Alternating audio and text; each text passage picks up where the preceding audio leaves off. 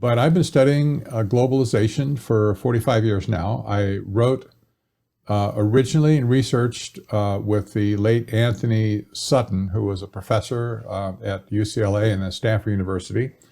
We wrote the books Trilaterals over Washington, volumes 1 and 2 in the 1970s. That was the elite global organization who claimed that they're going to create a new international economic order.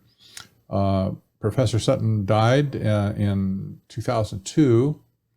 All of his research was destroyed, unfortunately, and put pressure back on me because mine wasn't, and I had to resuscitate the whole thing. Well, the rabbit trail led me to historic technocracy, which I'd never heard of before until I kind of ran across it almost by accident.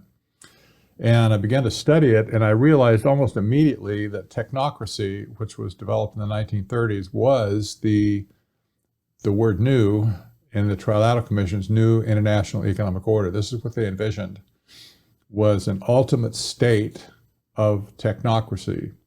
To define that just briefly, it's a resource-based economic system rather than a free market economic system that relies on supply and demand and pricing and so on with currencies.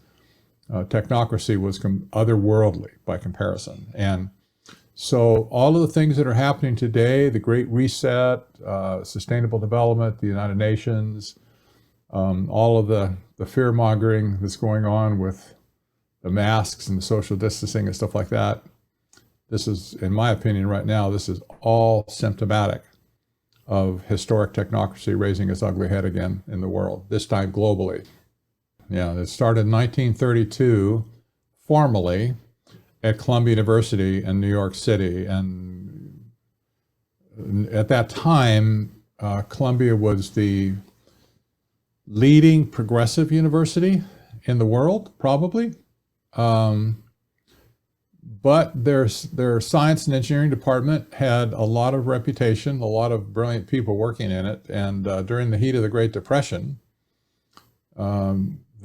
these scientists and engineers thought that capitalism was dead and that they should come to the rescue and engineer from the ground up an economic system that would replace the dying capitalism.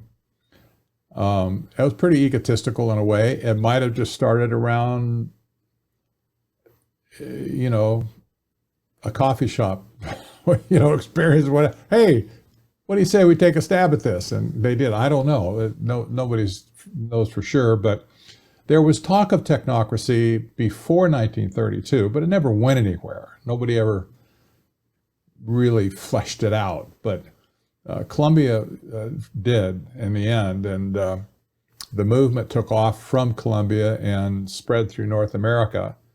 And I might add, without any institutional support. They had no money coming in from the Carnegies or the Rockefellers or anybody else, MacArthur's, nothing like that.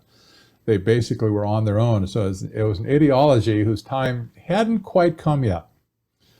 But by the time World War II hit and the economy was recovering, it was clear that capitalism was not dead.